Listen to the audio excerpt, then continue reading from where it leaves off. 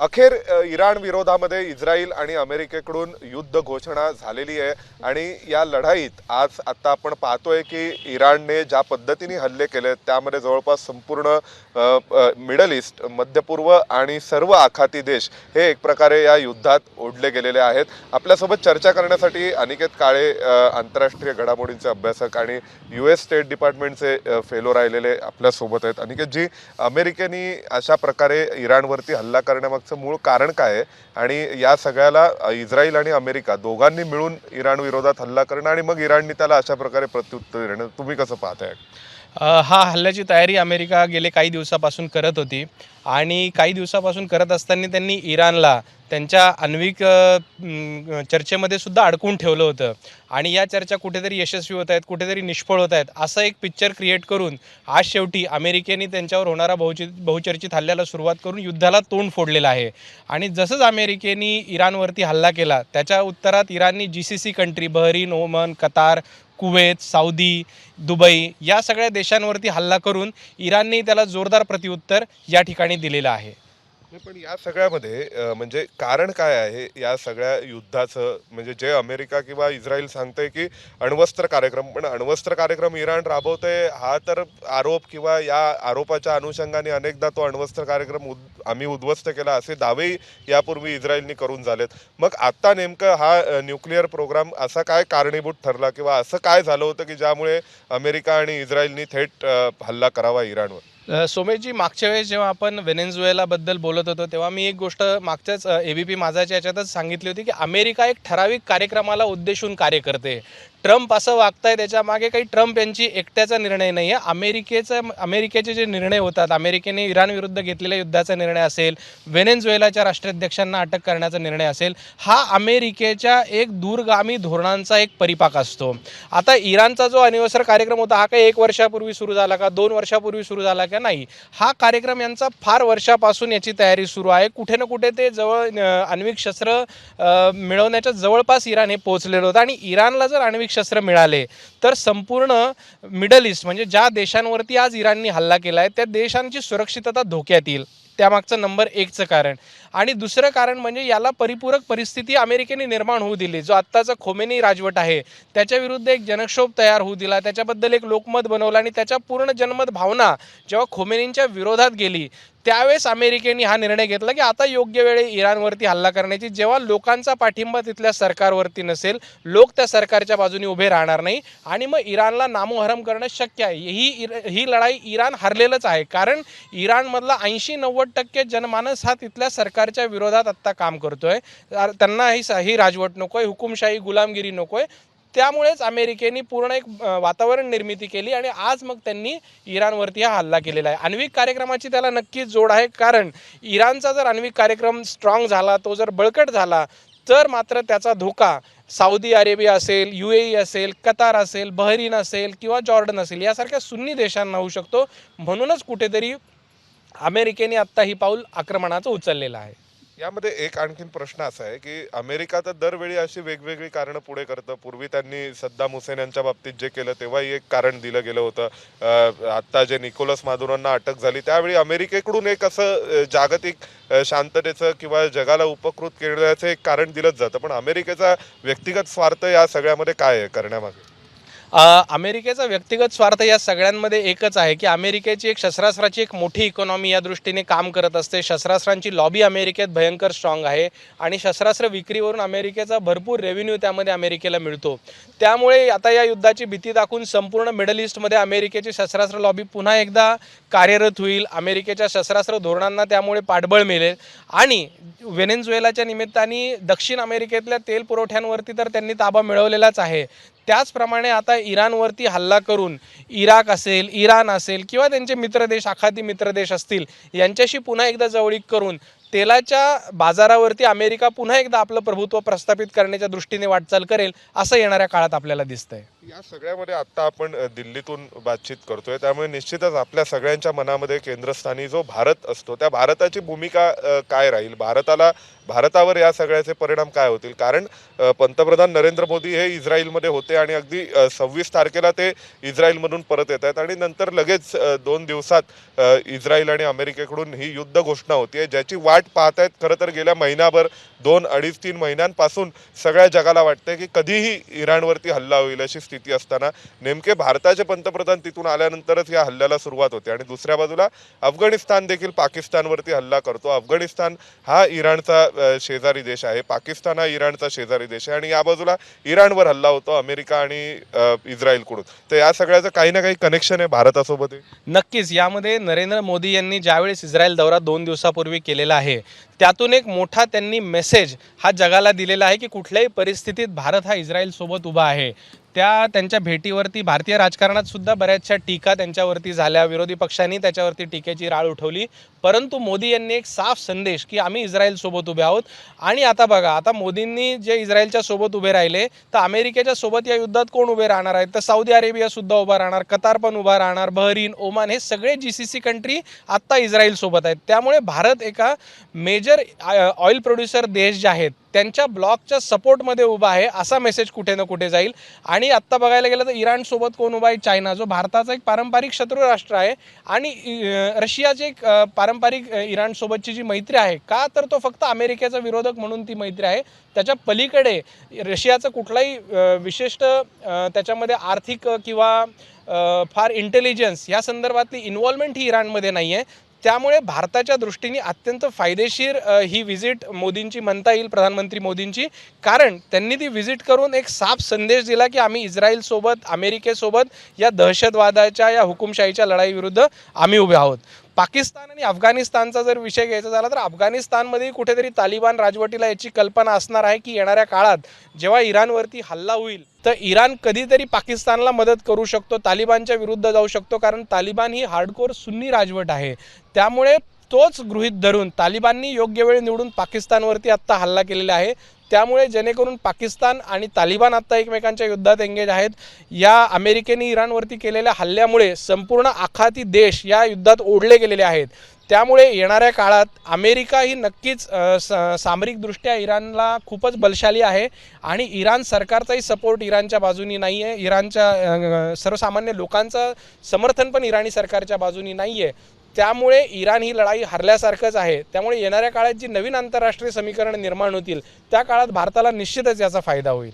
एक आणखीन प्रश्न असा आहे की इराणला कल्पना होती की त्यांच्यावरती हल्ला होऊ शकतो, कधी अमेरिका आणि इस्रायल सारखे बलाढ्य देश त्यांच्या विरोधात आहेत, पण तरीसुद्धा इराणने ऑपरेशन सिंदूर दरम्यान पाकिस्तानची मदत करण्याची आगळीक का केली? त्या माध्यमातून इराणला अमेरिकेला ऑब्लाइज करायचं होतं का, कुठे ना कुठे उपकृत करायचं होतं का आणि अमेरिकेच्या जवळ जाण्याचा प्रयत्न करायचा होता का? किंवा जर ते भारताच्या बाजूने उभे राहिले असते तर आज त्यांच्याकडे हे म्हणण्यासाठी संधी असती की नरेंद्र मोदींनी इराणच्या सोबत राहावं, इराण आणि भारताची जुनी मैत्री लक्षात घेता. पण इराणनी ऑपरेशन सिंदूर दरम्यान कोणतीच भूमिका पाकिस्तानच्या विरोधात घेतली नाही, किंबहुना मदतीची भूमिका घेतली. एक चूक झाली असं वाटतं का इराणची? नाही, त्यांनी ती जी भूमिका त्यावेळेस घेतली, इराण त्यावेळेस अंतर्गतदृष्ट्या बऱ्याच आघाड्यांवरती लढत होतं. सरकारविरुद्धचा रोष असेल किंवा आर्थिक मंदी असेल, त्यामुळे कुठे ना कुठे पाकिस्तान एक मुस्लिम देश आहे, मुस्लिम कार्ड खेळण्याचा प्रयत्न इराणनी या निमित्ताने केला होता की या निमित्ताने सुन्नी मुस्लिम राष्ट्रांमध्ये इराणप्रती एक सहानुभूतीची लाट निर्माण होईल आणि यदा कदाचित अमेरिकेने जर आक्रमण केलं तर त्या उपकारांची परतफेड म्हणून सुन्नी राष्ट्र किंवा ओपेक नेशन, जे ऑइल प्रोड्युसिंग इकॉनॉमिक कंट्रीज आहेत, ते कदाचित इराणच्या बाजूने उभे राहतील. त्या दृष्टिकोनातून जी पाकिस्तानची त्यांनी जवळीक आगळीक केली होती ती त्यांच्या अंगलट येईल असं येणाऱ्या काळात मला दिसतंय.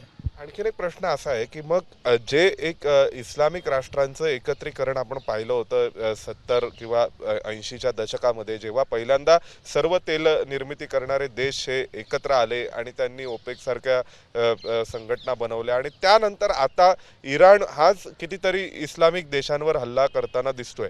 तर हे जे समीकरण वर्षानुवर्षांचं होतं ओपेक किंवा OIC देशांचं, ऑर्गनायझेशन ऑफ इस्लामिक कंट्रीजचं, तर ते कुठेतरी तुटतंय जागतिक पातळीवर असं वाटतंय का? कारण इस्रायल ज्याला ॲक्सेप्ट करायलाही जे देश तयार नव्हते, कुवेत, ओमान किंवा सौदी अरेबिया किंवा इतर सर्वच इस्लामिक देश, त्या देशांच्यावर आज हल्ला इराण करतोय, इस्रायलनी त्यांच्यावर हल्ला केला म्हणून. तर या सगळ्याकडे कसं पाहायचं?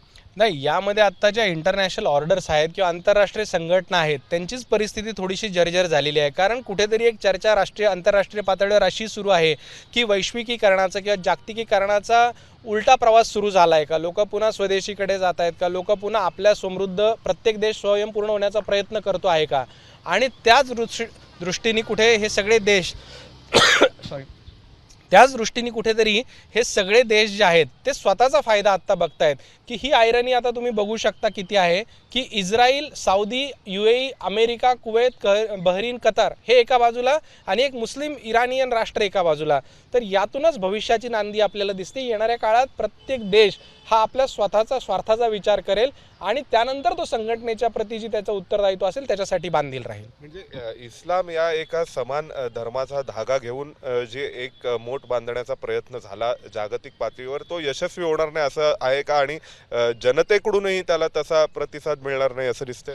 येणाऱ्या काळात कदाचित तसंच दिसतंय. कारण आता बघा तुम्ही, 2 इस्लामिक राष्ट्रच एकमेकांविरुद्ध, पाकिस्तान असेल किंवा तालिबान असेल किंवा आता इराण वर्सेस बाकीच्या GCC कंट्रीज असतील, इथे जे सगळं युद्ध पेटलेलं आहे ते कुठे ना कुठे इस्लामिक राष्ट्रांच्या मध्येच पेटलेलं आहे. जरी इराण दावा करत असेल आम्ही जे हल्ले केले ते अमेरिकेच्या तळावरती केलेले आहेत, असं काही नाही. अमेरिकन तळाच्या बाजूला तिथले स्थानिक नागरिक राहतात, तिथले स्थानिक मुस्लिम राहतात. त्यामुळे एका अर्थाने तो हल्ला त्या देशांच्या नागरिकांवरतीच केलेला आहे. अमेरिकन तळांवरती सोबतच तो हल्ला तिथल्या नागरिकांवरती झाल्यामुळे येणाऱ्या काळात तो धागा कच्चा होईल किंवा तो एवढा इम्पॉर्टंट महत्त्वाचा राहणार नाही. त्याच्यावरती जाऊन आपला देश स्वतःचे स्वार्थ किंवा स्वतःचे जे काही हितसंबंध असतील ते जपण्यासाठी नक्कीच प्रयत्न करतील. या सगळ्याची शेवट कुठपर्यंत होईल? कारण आता एक शक्यता वारंवार वर्तवली जाते की हार्मुजच्या सामुद्रधुनीतून खूप मोठ्या प्रमाणावर तेल वाहतूक होते, जगभरातली तेल वाहतूक होते आणि या सगळ्याचे परिणाम तेलाचे भाव वाढण्यामध्ये होईल, महागाई वाढण्यामध्ये होईल आणि या युद्धातून कुठलंही युद्ध झालं की ज्या भीती वर्तवल्या जातात त्याच वर्तवल्या जातात. तुम्हाला काय वाटतं हे युद्ध किती काळापर्यंत चालेल? इराणची सामरिक क्षमता बघता आणि त्याच्या विरुद्ध अमेरिका आणि अमेरिकेच्या मित्रराष्ट्रांची सामरिक क्षमता बघता हे युद्ध फार काळ चालेल असं वाटत नाही. कारण इराणमधल्या सरकारला तिथल्या लोकांचं समर्थन नाही. तिथले लोकच तिथे काही 2-3 दिवसामध्ये येणाऱ्या रस्त्यावरती उचलून एक मोठा विद्रोह होऊन शहा म्हणून जे आहेत ज्यांचं सरकार उलथून लावून खामेनी सरकार पुन्हा एकदा सत्तेत आलं होतं, खामेनी राजवट आली होती, ते इराणच्या प्रमुखपदी कदाचित विराजमान होतील अशी शक्यता आहे. आणि 8 ते 10 दिवसात हे युद्ध संपेल. परंतु या युद्धाला जोडून एक बऱ्याच काळापासून यमन पण धुमसतोय. त्याच क्षेत्रामध्ये असणारा यमन आज इराणवरती ज्यावेळेस हल्ला झाला तर इराणच्या सपोर्टमध्ये, इराणच्या समर्थनार्थ यमेननी इस्रायलवरती पण मिसाईल डागलेले आहेत. त्यामुळे येणाऱ्या काळात इराण युद्ध तर कदाचित 8 दिवसातच संपेल, परंतु यमेन युद्धाला पण तोंड फुटू शकतं अशी एक शक्यता आहे. म्हणजे यामध्ये येमेन त्याशिवाय लेबनॉन त्या सोबतच जर आपण विचारात घ्यायला गेलो तर जॉर्डन सुद्धा कुठे ना कुठेतरी इस्रायलच्या विरोधामध्ये जाईल त्यांच्या पारंपरिक सवयीप्रमाणे किंवा इराणला मदत म्हणून. नाही, जॉर्डन इराणचा ऐतिहासिकदृष्ट्या जॉर्डननी ज्या ज्या वेळेस इराण कोणाबरोबर युद्ध करत असेल, 1-2 वेळेची सोडलं तर बऱ्याच वेळेस जॉर्डन आणि इस्रायल यांच्यामध्ये बऱ्यापैकी चांगले संबंध आत्ता आहेत. इंटरनली त्यांचे संबंध चांगले आहेत. त्यामुळे येणाऱ्या काळात तरी जॉर्डन किमान इराण इशू शांत होऊपर्यंत इस्रायलच्या विरुद्ध भूमिका घेईल असं नाही. कारण येमेनमध्ये लढणारे 2 गट जे आहेत ते एका गटाला इराणचा पाठिंबा आहे हौतीजला आणि दुसऱ्या गटाला सौदी, जॉर्डन या सगळ्या देशांचा पाठिंबा आहे. त्यामुळे येणाऱ्या काळात तरी जॉर्डन इस्रायल विरुद्ध काही भूमिका घेईल अशी शक्यता वाटत नाही. एक कायम आपल्या म्हणजे भारतावरती आपण परत आल्यामुळे एक प्रश्न विचारतो की भारताच्या बाबतीत भारताची भूमिका ही जशी जशी बदलत गेली आहे इस्रायलच्या बाबतीत, तशा पद्धतीने मध्य पूर्वेतली गणितं देखील बदललेली आपल्याला दिसत आहेत. इस्लामिक देशांचं आपापसातलं राजकारण बदललेलं दिसतंय आणि इस्रायलचा वाढलेला आत्मविश्वास आपल्याला दिसतोय. मग त्या अगदी पहिल्या इस्रायली पंतप्रधानांनी भारतात येण्यापासून ते नरेंद्र मोदी हे भारताचे पहिले पंतप्रधान इस्रायलला जाणारे ठरले, तिथपासून ते आत्तापर्यंत ज्या पद्धतीने ऑपरेशन सिंदूरच्या वेळी इस्रायलने थेट भारताच्या बाजूने भूमिका घेणं आणि त्यानंतर लगेच भारताने देखील इस्रायलच्या बाजूने उघड भूमिका घेणं, गाझा सोबत संघर्ष झाला त्यावेळी, तर या सगळ्याचंही एक कनेक्शन आहे की मध्य पूर्वेतल्या गणितांसोबत आपल्या आशियातील एक शक्ती म्हणून भारताच्या समीकरणाचं. नक्कीच भारताचे आत्ता मध्य पूर्वेतले जर आपण भागीदारी बघितली तर ती नक्कीच जास्त भारताचे इंटरेस्ट आहेत. तिथे काम करणारे भारतीय नागरिक असतील किंवा तेल पुरवठा मध्य पूर्वेतून होणारा भारताला असेल, या सगळ्या गोष्टींमध्ये भारताचे खूप इंटरेस्ट हे मध्य पूर्वेच्या देशांवरती आणि तिथल्या स्थैर्यावरती अवलंबून आहेत. त्यामुळे ऑपरेशन सिंदूर नंतर भारताने जे वेगवेगळ्या देशांमध्ये डेलिगेशन पाठवून आत्ता काश्मीरमधली दहशतवादाची परिस्थिती तिथे समजून सांगितली असेल किंवा नरेंद्र मोदींचा इस्रायल दौरा असेल आणि याही पलीकडे मध्ये एक दिवस दुबईचे जे प्रमुख होते त्यांनी भारताचा 4-8 तासासाठी दौरा केला होता तो असेल, या वेगवेगळ्या डिप्लोमॅटिक चॅनलच्या माध्यमातून राजनैतिक चॅनल माध्यमातून भारताने हा संवाद कुठेतरी अजून मजबूत केला आहे. त्यामुळे या सगळ्या घटनांचा इम्पॅक्ट हा भारतीय आणि मध्य पूर्वेच्या देशांमध्ये नक्कीच होईल, परंतु त्याचा तोटा भारताला होईल असं मला येणाऱ्या काळात वाटत नाही. कारण भारताने त्यांचे राजनीतिक दृष्टीने जो डायलॉग त्यांच्याबरोबर चालू ठेवलेला आहे तो येणाऱ्या काळात नक्कीच आपल्या कामाला येईल असे मला वाटतं. आणखी एक याला जोडून प्रश्न जो सर्वसामान्यांना असतो की मगाशी आपण म्हटलं तेलाच्या किमती वाढतील का, महागाई वाढेल का, हा युद्ध संघर्ष किती काळ सुरू राहील, भारतावर आणि भारतातील सर्वसामान्य माणसाच्या जगण्यावर या सगळ्याचा कसा परिणाम होईल? अगदीच तेलाच्या किमती फार बदल होतील असं नाही, परंतु युद्धाचे जे काही इम्पॅक्ट असतात त्यामुळे बरेच राष्ट्र तेल साठा करतील, त्यामुळे कदाचित चढ उतार थोड्या काळासाठी बघितला जाऊ शकतो. पण इराणवरती तशीच आर्थिक बरीचशी बंधनं असल्यामुळे इराण फार मोठा पुरवठादार कधीही नव्हता तेलाचा. किंबहुना इराणचं तेल जर खुल्या मार्केटमध्ये आलं, खुल्या बाजारात आलं तर कदाचित किमती कमी होतील, पण त्याला वेळ लागेल. पण पुढच्या काही दिवस तेलाच्या किमती वाढतील, कदाचित सोन्याचे भाव पण वाढू शकतात युद्धजन्य परिस्थितीमुळे. आणि हे युद्ध जर येमेनपर्यंत जर पसरलं, येमेनमध्ये जर या युद्धाचे जर वणवा पसरला तर कदाचित या युद्धाला थोडा वेळ लागू शकतो. म्हणजे येमेनमध्ये जर हे युद्ध पसरलं तर हे युद्ध प्रदीर्घ काळ थोडं खेचलं जाईल, जसं रशिया युक्रेनचं युद्ध आहे किंवा गाझा इस्रायल संघर्ष सुरू होता वर्षभर? नाही, जसं इराणमध्ये खामेनी राजवटीचा अंत होईल तर हौतीची ताकद तशीच कमी होऊन जाईल. त्यामुळे येमेनमधले हौती बंडखोर त्यांची ताकद कमी होईल, त्यांचा निपात करणं सोपं जाईल. पण 8 दिवसाचं युद्ध हे 15-1 महिन्यावरती जाऊ शकतं. पण सध्या या सगळ्यामध्ये जी भीती वर्तवली जाते ती अशी की हौती बंडखोरे मोठ्या प्रमाणावर तेल वाहतूक करणाऱ्या जहाजांना टार्गेट करतील, कारण इराणवरती हल्ला सुरू आहे तर इराणच्या मदतीसाठी ते तेल वाहतुकीत अडथळा आणतील, सगळ्या जगाला वेठीस धरतील. असं काही करण्याची ताकद आता इराण आणि हौती बंडखोरांमध्ये येमेनमध्ये आहे का? हौती बंडखोरांमध्ये नक्कीच आहे. त्यांच्यामध्ये ताकद म्हणण्यापेक्षा हौती बंडखोरांचं उपद्रव मूल्य जास्त आहे. ते त्या खाडीमध्ये कदाचित हे सगळं डिस्टर्ब करू शकतात आणि मग त्याला बंदोबस्त करण्यासाठी कदाचित भारतालाही या युद्धात उतरावं लागेल आणि भारताची या युद्धात एंट्री होऊ शकते. जर भारतीय जहाजांना जर टार्गेट करण्यात आलं, भारतीय तेलवाहक जहाजांना किंवा भारताच्या व्यापारी जहाजांना जर टार्गेट केलं तर मग कदाचित भारत पण स्वतःच्या जहाजांच्या रक्षणासाठी या युद्धात येऊ शकतो. परंतु हौती बंडखोरांच्या ताकदीपेक्षा त्यांचं उपद्रव मूल्य आहे आणि ते उपद्रव मूल्य इराणसोबतच संपेल असं मला वाटतं. पण हौती बंडखोरांची ताकद ही किती त्रास देऊ शकते, किती त्रासदायक ठरू शकते आगामी पुढल्या काही दिवसांकरिता? नाही, या बंडखोरांची ताकद जी होती ते इराण आहे आणि इराण स्वतःच एका आघाडीवरती युद्ध लढत आहे. त्यामुळे ते हौती बंडखोरांना किती मदत करतील हा पहिला प्रश्न. आणि दुसरा प्रश्न म्हणजे जॉर्डन आणि हे सगळे देश आता इराण विरुद्ध एकवटल्यामुळे लेबनॉनकडून येणारी जी मदत होती हौतींना तीही थांबेल येणाऱ्या काळात आणि हौती 1-2 असे अटॅक करण्याचा प्रयत्न करतील ज्याच्यातून त्यांची ताकद किंवा त्यांचं उपद्रव मूल्य जगाला दिसेल, परंतु हौती फार काळ त्याच्यात टिकणार नाही असं मला वाटतं. एक आणखीन जोडून याला प्रश्न भारताच्या व्यापारासंदर्भातला. इराणमधल्या चाबार बंदरासोबत आपला 10 वर्षाचा करार झाला होता. 2018 साली मला वाटतं तो करार झाला. 2027-28 पर्यंत तो 10 वर्ष चाबार बंदरावरून भारताचा व्यापार हा थेट अफगाणिस्तानसोबत सुरू होता, कारण आपल्याला माहिती आहे पाकव्याप्त काश्मीरामुळे अफगाणिस्तानसोबत आपल्या थेट संपर्क अडचणीचा ठरलेला आहे. आणि त्यावेळी जर आता इराणमधलं शासन बदललं तर भारताचा जो व्यापार हा इराणसोबत सुरू आहे त्यावरती काय वाटतं, नकारात्मक परिणाम होतील की अधिक संधी भारतीयांसाठी ओपन होतील इराणमध्ये? कदाचित या युद्धानंतर जे सरकार येईल ते नक्कीच अमेरिका धार्जिनं असेल, जे इराणमध्ये सरकार सत्तेत येईल. यावेळेस बघणं महत्त्वाचं होईल की अमेरिका पाकिस्तानच्या बाजूने जर झुकलेला असेल तर चाबार बंदराच्या विरोधात तिथे नक्कीच तिथलं इराण सरकार कदाचित भूमिका घेऊ शकतं. कारण चाबार बंदर मजबूत होणं, चाबार बंदर जर मजबूत झालं तर त्यानिमित्ताने भारत इराणसोबतच अफगाणिस्तानबरोबर पण व्यापार करू शकतो. आणि तालिबानचे आत्ता पाकिस्तानबरोबर ताणलेले संबंध बघतात, तालिबाननी जर भारतासोबत व्यापार केला तर पाकिस्तानमधून बऱ्याच गोष्टी अफगाणिस्तानमध्ये निर्यात केलेल्या जातात, त्यालाही मोठा पाकिस्तानमध्ये फटका बसेल. पाकिस्तानची आर्थिक कोंडी होऊ नये आणि पाकिस्तानला जर थोडं सहकार्य करण्याच्या दृष्टीने अमेरिका चाबार बंदराच्या विकासामध्ये अडथळे आणू शकतात, जे त्यांनी पूर्वी तो प्रयत्न केला होता. मग आता जर इराणमधलं सरकार बदललं तर एक आपल्याला बाहेरून बघताना असं वाटतंय की भारताच्या दृष्टीने ते फायद्याचं राहील, पण चाबार बंदराचा विषय असेल किंवा इराण मार्फत आपला तिथल्या सगळ्याच पाश्चिमात्य देशांसोबत सुरू असलेला व्यापार असेल, या सगळ्यावरती नकारात्मक परिणाम झाले तर भारताचं नुकसान नाही का होणार असं वाटत? नाही, आत्ता त्याचं नुकसान होईल की नाही आत्ता आपण याच्यावरती काही भाष्य करू शकत नाही, कारण येणाऱ्या काळात तिथली राजवट कशा पद्धतीने आकार घेते हे महत्त्वाचं आहे.